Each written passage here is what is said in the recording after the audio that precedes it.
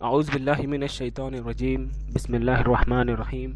عزیز دوستوں، السلام علیکم ورحمۃ اللہ وبرکاتہ۔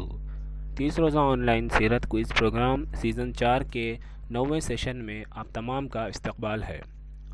معراج کی اہمیت اور آئندہ کے لیے اشارے۔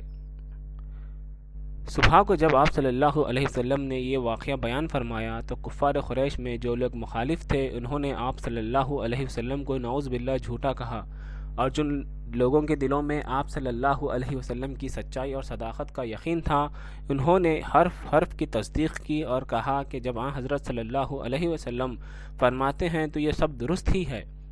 اس طرح معراج کا یہ واقعہ ایک طرف تو لوگوں کے ایمان اور رسالت کی تصدیق کا امتحان تھا، دوسری طرف خود حضرت صلی اللہ علیہ وسلم کو غیب کی بے شمار حقیقتوں کے مشاہدے کا ذریعہ، ساتھ ہی ساتھ یہ آنے والے انقلاب کے لیے ایک اشارہ تھا جس سے اسلامی تحریک کو جلد ہی دوچار ہونا تھا۔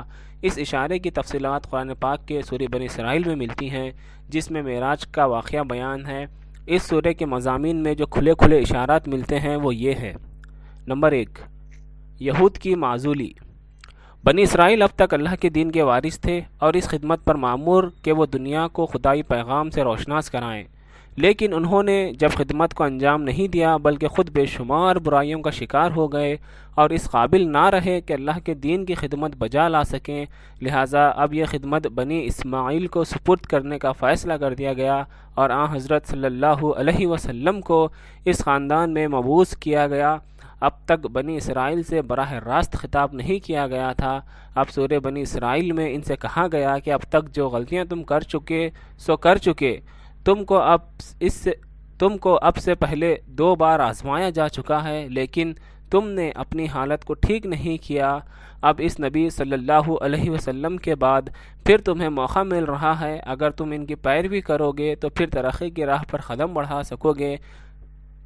مکے کی انتہائی مظلومانہ اور پریشانی سے بھری ہوئی زندگی میں یہ اشارہ ایک بہت بڑی بشارت تھی جو آگے چل کر بالکل ٹھیک ثابت ہوئی۔ نمبر 2، کفار مکہ کو تنبیہ۔ کفار مکہ کے مظالم اور ان کی ہٹ دھرمی کی انتہا ہو چکی تھی۔ وہ بار بار کہتے تھے کہ اگر یہ اللہ کے رسول ہیں تو ہمارے انکار کرنے پر ہم پر وہ عذاب کیوں نہیں آتا جس سے یہ ہمیں ڈراتے ہیں۔ اس کے جواب میں انہیں بتایا گیا کہ اللہ تعالیٰ کا طریقہ یہ ہے کہ جب تک کسی قوم میں اللہ کا رسول نہ آئے اس وقت تک اس پر عذاب نہیں آتا، جب اللہ کا رسول آتا ہے تو قوم کے دولت مند اور اونچے طبقے کے لوگ اس کی دعوت حق کی جڑ کاٹنے کے لیے کمر باندھ لیتے ہیں اور قوم کے عام لوگ ان کا ساتھ دینے کے لیے تیار ہو جاتے ہیں، سوائے کچھ ایسے لوگوں کے جن میں حق کے قبول کرنے کی صلاحیت ہوتی ہے اور جو آگے بڑھ کر حق کو قبول کر لیتے ہیں۔ اس وقت ان دونوں گروہوں میں کشمکش شروع ہو جاتی ہے اور پھر اللہ کی مدد آتی ہے۔ اس مدد کا ایک وقت متعین ہوتا ہے، البتہ انسان چونکہ جلد باز واقع ہوا ہے اس لیے وہ کبھی ایسی چیز کو بھی خیر سمجھ کر طلب کرنے لگتا ہے جو دراصل اس کے لیے خیر نہیں ہوتی بلکہ اس کے لیے شر ہوتی ہے، اور اسے یہ دھیان نہیں آتا کہ اللہ تعالیٰ کے سارے کام اپنے اپنے اوقات کے اعتبار سے بندھے ہوئے ہیں۔ دن اور رات کو ہی دیکھیے، اللہ تعالیٰ کی نشانیاں ہیں اور ایک لگے بندھے نظام کے تحت ایک کے بعد دیگرے آتے ہیں۔ پچھلی تاریخ پر نظر کرو، دیکھو نوح علیہ السلام کے بعد سے لے کر اس وقت تک کتنی قوموں کو ہلاک کر دیا گیا۔ خدا اپنے بندوں کے حال سے پوری طرح باخبر ہے اور انہیں ان کے استحقاق کے اعتبار سے بدلہ دیا کرتا ہے، لہٰذا کفار مکہ کو بھی یہ بات سمجھ لینی چاہیے کہ اب جو رویہ اللہ کے رسول کی دعوت کے مقابلے میں اختیار کریں گے اسی کے اعتبار سے ان کے ساتھ بھی معاملہ کیا جائے گا، اور اب فیصلے کا وقت قریب ہے۔ نمبر 3، اسلامی معاشرے کی بنیادیں۔ اب وہ وقت آ چکا تھا جب اسلام کا دور مظلومیت ختم ہونے والا تھا اور جلد ہی ایک ایسے معاشرے کی تشکیل ہونے والی تھی جس کی بنیاد اسلامی اصولوں پر ہو۔ چنانچہ اس اسلامی نظام زندگی کے لیے بنیادی اصولوں کا تحفہ بھی اسی معراج کے واقعے کے ساتھ متعلق کیا گیا۔ یہی بنیادی اصول آئندہ اسلامی نظام زندگی کے رہنما اصولوں کی حیثیت سے کام آئے۔ وہ اصول یہ تھے: اللہ کے ساتھ کسی دوسرے کو شریک نہ بنایا جائے، عبادت، بندگی اور اطاعت صرف اللہ کا حق ہے، ماں باپ کی عزت اور اطاعت کی جائے، رشتہ داروں، مسکینوں اور مسافروں کے حقوق ادا کیے جائیں، سوسائٹی میں ایک انسان پر دوسرے انسان کے حقوق ہیں، ان کی طرف سے غفلت نہ برتی جائے، انہیں ٹھیک ٹھیک ادا کیا جائے، اس کے بغیر کسی تمدن کی بنیاد درست نہیں ہو سکتی۔ فضول خرچی نہ کی جائے، خدا کی بخشی ہوئی نعمتوں کو غلط طریقے پر صرف کرنا شیطانی کام ہے۔ جس سوسائٹی میں لوگ اندھا دھند صرف کرنے لگیں، یہ بالکل ہاتھ سکیڑ کر مایا کے سانپ بن بیٹھیں، وہ کبھی خوشحال نہیں ہو سکتی۔ مال کے صرف صرف کرنے اور روک کر رکھنے میں اعتدال کی راہ اختیار کی جائے۔ مفلسی کے ڈر سے اولاد کو قتل نہ کرو، اصل میں روزی پہنچانا خدا کا کام ہے اور وہ اس کا انتظام کرتا ہے۔ تم اس اندیشے سے کہ کل کیا کھائیں گے اپنی نسلوں کو ختم نہ کرو، یہ بہت بڑا گناہ ہے۔ زنا کے قریب بھی نہ جاؤ، صرف یہی نہیں کہ اس گندے کام سے بچتے رہو، بلکہ ان تمام محرکات کو بھی ختم کرو جو اس ناپاک کام پر اکساتے ہیں۔ جو سوسائٹی اس لعنت سے پاک نہ ہوگی وہ خود اپنی جڑ کاٹے گی اور بہت جلد تباہ ہو جائے گی۔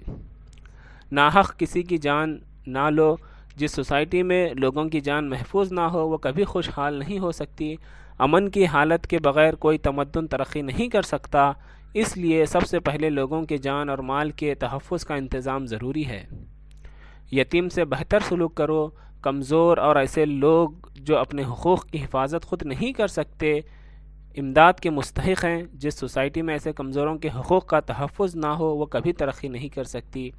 اپنا عہد پورا کرو، عہد کے بارے میں پوچھ ہوگی، یہاں لوگوں کے آپس کے قول و قرار اور وعدے بھی مراد ہیں، اور عہد بھی مراد ہے جو ایک بندہ مومن ایمان لاتے وقت اپنے خدا سے کرتا ہے۔ ناپ تول میں پیمانے اور ترازو کو ٹھیک رکھو، لین دین کے معاملات کی درستی اور ایک دوسرے کے حقوق کا تحفظ سوسائٹی کے امن و سکون کے لیے انتہائی ضروری ہے۔ جہاں لوگوں کو ایک دوسرے پر اعتماد نہ ہو اور بالعموم لوگ دوسرے کے حقوق غصب کرنے کے در پہ ہوں، وہاں کبھی باہمی اعتماد اور خوشگواری کی فضا پیدا نہیں ہو سکتی۔ جس بات کا علم نہ ہو اس کے پیچھے نہ پڑو، بغیر کسی علم کے نامعلوم باتوں کی کرید اور بلا وجہ گمان پر رائے قائم کر لینے سے معاملات ہمیشہ خراب ہوتے ہیں۔ ہر بہتر سوسائٹی کو اس عیب سے پاک ہونا چاہیے اور انسان کو یہ خیال رکھنا چاہیے کہ اس کے کان، آنکھ اور دل سب سے بازپرس ہوگی۔ زمین پر مغرور بن کر نہ چلو، گھمنڈ اور تکبر کو بدترین اخلاق قبول کرنے پر ابھارتا ہے، اور اس عیب کی وجہ سے انسان سوسائٹی کے لیے انتہائی مضر ثابت ہوتا ہے۔ باہمی تعلقات کی خوشگواری کے لیے ضروری ہے کہ لوگ ایک دوسرے لوگوں کی اپنے مقابلے میں ذلیل اور کم درجے نہ سمجھیں اور ان کے ساتھ غیر انسانی سلوک نہ کریں۔ نمبر 3، ہجرت کے لیے اشارے۔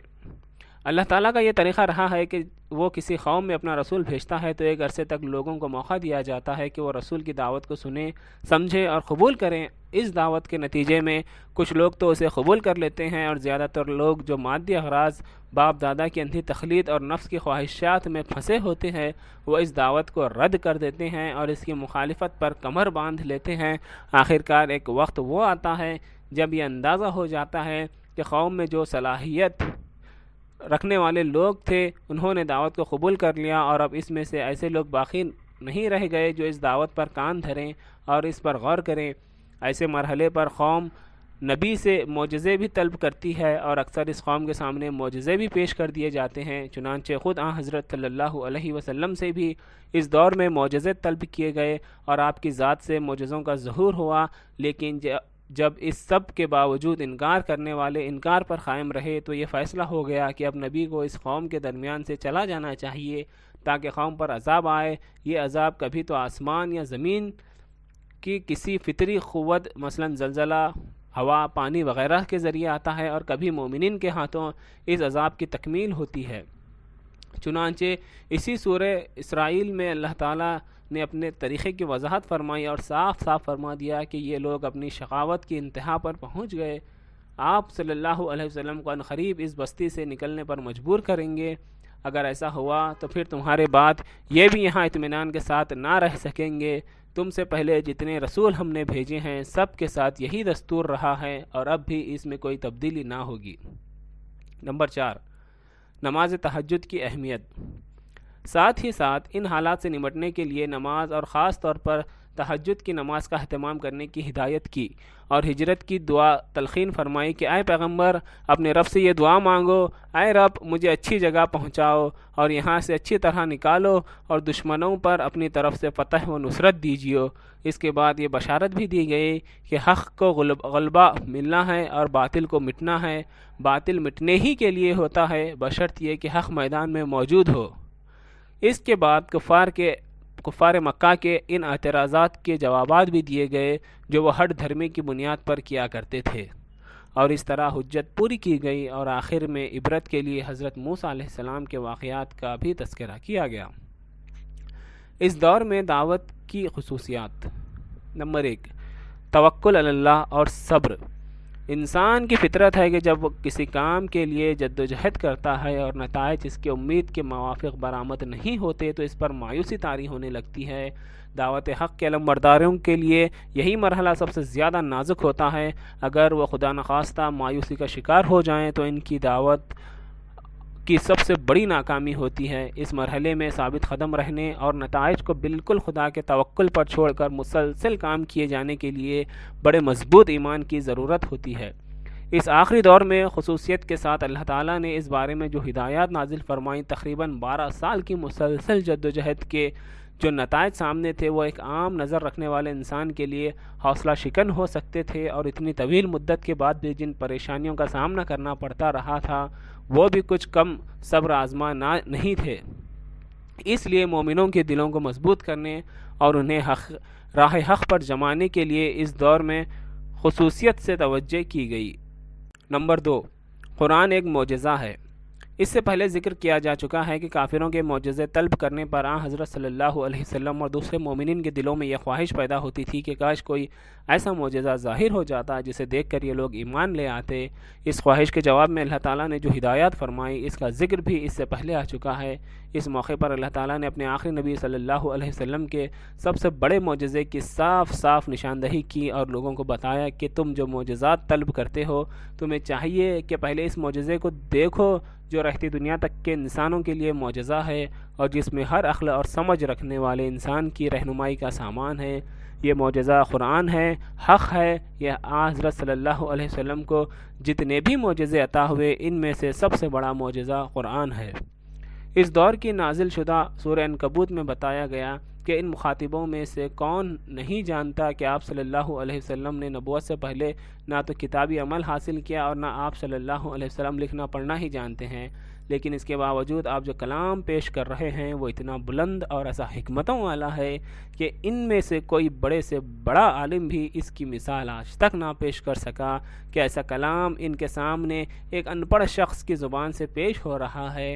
اس کے باوجود یہ لوگ معجزہ طلب کرتے ہیں کہ کہہ دیجئے کہ معجزہ کا ظاہر ہونا یا نہ ہونا یہ تو میرے رب کے حکم میں ہے، میں تو تمہیں تمہارے انجام سے صاف ڈرانے والا ہوں۔ البتہ تم کو یہ غور کرنا چاہیے کہ کیا میری نبوت کے ثبوت کے لیے وہ آیات الہی کافی نہیں ہیں جو میں تم کو سناتا ہوں؟ تم غور کرو تو تمہیں معلوم ہو جائے کہ یہ آیات تو سراسر رحمت اور نصیحت ہیں ان لوگوں کے لیے جن کے دل ایمان کی دولت سے مالا مال ہونے کے لیے اپنے اندر صلاحیت رکھتے ہوں۔ نمبر 3، دو ٹوک بات۔ اس دور کے نازل شدہ کلام کی ایک خصوصیت یہ ہے کہ اب کفار سے بالکل صاف اور دو ٹوک بات کہی جانے لگی۔ اس دور کے نازل شدہ کلام کی ایک خصوصیت یہ ہے کہ اب کفار سے بالکل صاف اور دو ٹوک بات کہی جانے لگی، جس کا انداز یہ تھا کہ اب سمجھانے اور بتانے کی حد ہو گئی، ماننا ہے تو اب بھی موقع ہے، مان لو، نہیں تو اپنے انکار اور ضد کے نتائج بھگتنے کے لیے تیار رہو۔ چنانچہ کہا گیا، میں تو اپنے رب کی طرف سے آئی ہوئی ایک روشن دلیل پر قائم ہوں اور تم اسے جھٹلا رہے ہو۔ اس انکار کی پاداش میں جو عذاب آتا ہے وہ آ جائے، لیکن میں تمہیں بتائے دیتا ہوں کہ میرے قبضے میں وہ چیز نہیں ہے جس کی تم جلدی مچا رہے ہو، اس کا فیصلہ خدا کے ہاتھ ہے۔ اگر میرے اختیار کی بات ہوتی تو معاملہ کبھی کا ہو چکا ہوتا۔ غیب کا علم تو اللہ کو ہے، وہ جانتا ہے کہ کس کام کے لیے کون سا وقت مناسب ہے۔ وہ اس بات کی قدرت رکھتا ہے کہ جب چاہے تمہارے اوپر عذاب بھیج دے۔ پھر اسی سلسلے میں آگے چل کر ہدایت دی گئی کہ جن لوگوں نے دین کے معاملے کو ایک کھیل سمجھ رکھا ہے وہ دنیا کی زندگی میں مست ہیں، ان کو ان کے حال پر چھوڑ دو، البتہ انہیں یہ قرآن برابر سناتے رہو۔ اس پر بھی نہ مانے تو ان سے کہہ دو کہ لوگوں تم اپنی جگہ پر وہ عمل کرتے رہو جو تم کرنا چاہتے ہو، میں بھی اپنی جگہ پر عمل کر رہا ہوں، نتیجہ جلد ہی تمہارے سامنے آ جائے گا کہ کون سیدھے راستے پر ہے۔ نمبر 4، ہجرت کے لیے تیاری۔ اس کے علاوہ ہجرت کے لیے صاف صاف اشارے بھی اس دور کے کلام میں بار بار سامنے آتے ہیں۔ چنانچہ سورہ عنکبوت میں ہدایت دی گئی کہ اے میرے بندو، بندگی تو میری ہی کرتے رہنا، اگر میری بندگی کی وجہ سے تمہارے اپنے وطن کی زمین تمہارے لیے تنگ ہو گئی ہے تو اس کی پرواہ نہ کرنا، میری زمین بہت وسیع ہے۔ مراد یہ ہے کہ چاہے گھر بار چھوٹ جائے لیکن میری بندگی کا رشتہ نہ ٹوٹنے پائے۔ زیادہ سے زیادہ خطرہ جو کسی جاندار کو ہو سکتا ہے وہ موت کا خطرہ ہے، تو یقین رکھو کہ مرنا تو ہر ایک کو ہے اور پھر پلٹ کر میرے ہی پاس آنا ہے، تو اگر میری ہی راہ میں موت آئے تو پھر فکر کس بات کی ہے؟ جو کوئی ایمان اور عمل صالح کی پونجی لے کر آئے گا اسے ایسے باغوں میں آرام سے رکھا جائے گا جن کے نیچے نہریں جاری ہوں گی اور جہاں وہ ہمیشہ رہیں گے۔ یہ کیسا اچھا بدلہ ہے عمل کرنے والوں کے لیے، ایسے عمل کرنے والے جو سخت سے سخت حالات میں بھی اللہ کے دین کی راہ پر جمے رہیں اور جنہوں نے اپنی ہر جد و جہد کرتے وقت بھروسہ اپنے رب پر ہی کر رکھا۔ پھر یہ بتایا گیا کہ اللہ کی راہ میں گھر بار چھوڑنے کا دوسرا اندیشہ معاشی بدحالی کا ہے۔ اس بارے میں ان کے اس ایمان کو مضبوط کیا گیا۔ دراصل رزق کا معاملہ خدا کے ہاتھ میں ہے۔ دیکھو زمین پر چلنے والے کتنے ہی جاندار ہیں جو اپنا رزق اپنے ساتھ اٹھائے نہیں پھرتے، لیکن اللہ ان کا رزق مہیا کرتا ہے اور انہیں کھانے کو دیتا ہے، تو تم ہی اس کی رزاقیت سے ایسے مایوس کیوں ہو کہ وہ تمہیں رزق نہ دے گا؟ اس کے علاوہ اس دور کی ایک صورت بنی اسرائیل میں ہجرت کے لیے دعا بھی سکھائی گئی۔ کہا گیا کہ یوں دعا مانگو، اے رب مجھے اچھی جگہ پہنچاؤ اور یہاں سے اچھی طرح نکالو اور دشمنوں پر اپنی طرف سے فتح و نصرت دیجیو، اور اے پیغمبر اعلان کر دو کہ حق آ گیا اور باطل مٹ گیا، باطل کو مٹ ہی جانا تھا۔